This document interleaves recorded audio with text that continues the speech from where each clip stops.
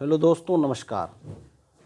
आप तक जानकारी पहुंच चुकी होगी कि कांग्रेस एक नई स्टेप के तहत भारत नया यात्रा शुरू करने जा रही है, जो राहुल गांधी के नेतृत्व में होगी। पिछली बार भारत जोड़ो यात्रा चली थी, दक्षिण भारत से उत्तर भारत कश्मीर में जाकर समाप्त हुई थी। लेकिन इस बार यह जो यात्रा होगी पूरब से शुरू होगी, भारत के पूर्वी क्षेत्र से शुरू होगी और पश्चिमी क्षेत्र में जाकर यात्रा समाप्त होगी। मणिपुर के इम्फाल से यह यात्रा 14 जनवरी को शुरू होगी और 20 मार्च को मुंबई में महाराष्ट्र के समाप्त होगी। और इस दौरान 6200 किलोमीटर की यात्रा तय की जाएगी, न्याय यात्रा, और कुल 52 जिले और 14 राज्यों के 52 जिले से यात्रा गुजरेगी, जिसमें लगभग वो तमाम बड़े राज्य शामिल हैं जहां पर लोकसभा की अधिक से अधिक सीटें हैं। और लोकसभा 224 के दृष्टिकोण से यह यात्रा निश्चित रूप से महत्वपूर्ण है। लेकिन सवाल ये उत्पन्न होता है कि भारत जोड़ो यात्रा की जगह में भारत न्याय यात्रा क्यों नाम रखा गया, और इस भारत न्याय यात्रा में न्याय शब्द का क्या अर्थ है। तो जैसा कि कांग्रेस के प्रवक्ताओं की तरफ से जो बातें सामने आ रही है, जैसा कि जयराम नरेश जी ने जो कहा है कि ये हमारा जो मकसद है, ये सामाजिक आर्थिक न्याय की बातें वो बता रहे हैं कि सामाजिक आर्थिक न्याय के लक्ष्य से आगे बढ़ेंगे। तो न्याय क्या, आखिर कांग्रेस को क्यों जरूरत पड़ी सामाजिक आर्थिक न्याय की बात करने की, और क्यों जरूरत पड़ गई कि भारत न्याय यात्रा निकालने की। कहीं न कहीं ये चीज़ें एक सोचनी पड़ेगी, इस न्याय का अर्थ क्या। जहाँ एक बार पिछली यात्राओं में राहुल गांधी जी पैदल चले थे, भारत जोड़ो अभियान उन्होंने चलाया था, और जिसके तहत मुख्य उद्देश्य थे असमानता भारत में मिटे और तानाशाही जो प्रवृत्ति अक्सर आरोप जो लगती रही है कि प्रथमा की तानाशाही की वो खत्म हो। तो ये जो थी, और सांप्रदायिकता, यानी कुल 3 मुद्दे थे, असमानता, तानाशाही, सांप्रदायिकता, जहां भारत जोड़ो यात्रा में, और जहां मोहब्बत का पैगाम को लेकर भारत जोड़ो यात्रा चल रही थी, वही अभी एक नया नामकरण किया गया है, भारत न्याय यात्रा। तो इस न्याय शब्द का अर्थ को हम लोग समझने का प्रयास करेंगे, कोशिश करेंगे इस न्याय शब्द का अर्थ क्या है, और न्याय क्या, न्याय किसका न्याय, किसके लिए न्याय और क्यों न्याय। आखिर न्याय शब्द यानी जस्टिस किसके लिए, क्यों और किसके लिए न्याय। तो जैसा कि जयराम नरेश ने बताया मीडिया को कि जैसे कि सूचना मिली हम कि सामाजिक आर्थिक न्याय की बातें, समानता की बातें, और महंगाई और बेरोजगारी की बातें, और वो हालांकि खारिज कर रहे हैं कि लोकसभा चुनाव से इसका कोई लेना देना नहीं है, और यह यात्रा न्याय की यात्रा है। तो न्याय क्या है, आखिर विगत वर्षों में भारत में ऐसा क्या हुआ कि कांग्रेस को जरूरत पड़ गई, विपक्ष को जरूरत पड़ गई सामाजिक न्याय की बात करने की, राजनीतिक आर्थिक सामाजिक न्याय और भारत न्याय यात्रा शुरू करने की, आखिर क्या ऐसी जरूरत पड़ गई। तो सबसे पहली बात, जिस प्रकार जो थीम समझ में आ रही है, जो बातें समझ में आ रही है, आने वाले समय में और क्लियर स्पष्ट होगी, और स्पष्ट होगा, क्लियरिटी के साथ स्पष्ट होगा बातें कि आखिर क्या बातें हैं, आखिर इसके तहत क्या किया जाएगा। तो न्याय शब्द है, जैसा जो थीम पता चल रहा है, अभी हाल ही में देखा हम लोगों ने कि संसद भवन में जो बहस की प्रक्रिया होती, जो सत्र चल रहे थे, उसमें कई सांसदों को निलंबित कर दिया गया सवाल पूछने के कारण से, जो भी कारण बताए गए, निलंबित किया गया। तो क्या वो सांसद जो निलंबित हुए हैं, क्या वो संसद के अंदर उन्हें न्याय नहीं मिल रहा है और उस न्याय की वो बात कर रहे हैं। और यह यात्रा मणिपुर से शुरू हो रही है। मणिपुर में जिस प्रकार की लंबे समय तक जो अस्थिरता का दौर चला, जो जिस प्रकार की अराजकता की स्थिति आई, जो संघर्ष, जातीय संघर्ष का दौर चला, उसमें कई बातें जो सामने आई, तो वहां पर कहीं न कहीं लगा कि वास्तव में वहां के आम लोगों को क्या न्याय मिल पाया है, यह देखने की जरूरत है।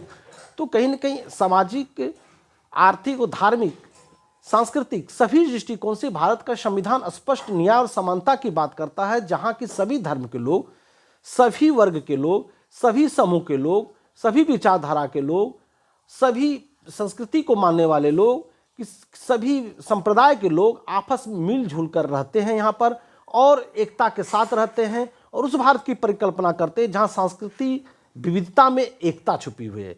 विवेकानंद जी ने कहा था कि भारत की जो संस्कृति है विरुद्धों का सामंजस्य है, यानी कि विभिन्न अलग अलग विचारधारा, अलग अलग सोच, अलग अलग वर्ग, अलग अलग समूह के बीच एक समन्वय भारत में है, और यही समन्वय जो एक लिंक जुड़ता है समन्वय का, वह भारत को एक मजबूत आधार देता है, भारत की वही मजबूती है। तो न्याय किसकी, धार्मिक भेदभाव के खिलाफ न्याय, सामाजिक भेदभाव के खिलाफ न्याय, आर्थिक भेदभाव के खिलाफ न्याय, राजनीतिक भेदभाव के खिलाफ न्याय, और इस न्याय के शब्द में बात जो उठती है सबको बराबर और समभाव के दृष्टिकोण से देखने की बातें। और इसी दृष्टिकोण को जिस प्रकार की कांग्रेस ने और खासकर राहुल गांधी ने विभिन्न भाषणों में, विभिन्न स्पीचों में उन्होंने स्पष्ट रूप से जिस प्रकार से कहा था कि जिसकी जाति जितनी है उतनी उसकी भागीदारी होनी चाहिए। यहाँ भागीदारी का अर्थ समझने की जरूरत है, यहाँ जातिवाद की बात नहीं हो रही है, यहाँ बात हो रही है सामाजिक आर्थिक राजनीतिक दृष्टिकोण से भागीदारी की बात। सामाजिक आर्थिक राजनीतिक दृष्टिकोण से भागीदारी करने की बात कहने का मतलब हर वो तमाम अवसर जो उपलब्ध है वहाँ पर सभी तबके की, सभी समूह के, पिछड़े वंचित सभी समूह की भागीदारी हो, समान प्लेटफॉर्म सबको उपलब्ध हो। तो कहीं न कहीं इस न्याय का जो अर्थ है, जो कहीं न कहीं आवाज़ दबाने के प्रति न्याय, जो कहीं न कहीं संवैधानिक अधिकारों को लेकर जो बातें हो रही है, इसकी कहीं न कहीं संवैधानिक अधिकार छीन हो रही है, उसके लिए मौलिक अधिकार जहाँ जहाँ छीन हो रहा है, कमजोर पड़ रहा है, उसके लिए न्याय की बातें। कहीं न कहीं लोकतंत्र की सबसे खूबसूरती है कि अभिव्यक्ति की आज़ादी, बोलने की आज़ादी, अपनी बात को रखने की आज़ादी आर्टिकल 19 का इंपॉर्टेंट पहलू है। तो इसकी बातें और संविधान के नीति निर्देशक तत्व में भी हमारे यहाँ सामाजिक आर्थिक न्याय और समानता की बात की गई है। तो क्या कांग्रेस और राहुल गांधी इसी सामाजिक आर्थिक न्याय की बात कर रहे हैं, इसी सामाजिक आर्थिक न्याय और समानता की बात कर रहे हैं जिसकी नीति निर्देशक तत्व संविधान में उल्लिखित की गई है? क्या मौलिक अधिकार के तत्व जो हमको राजनीतिक अधिकार मिले हैं, जो मौलिक अधिकार मिले, इसकी बातें की गई हैं?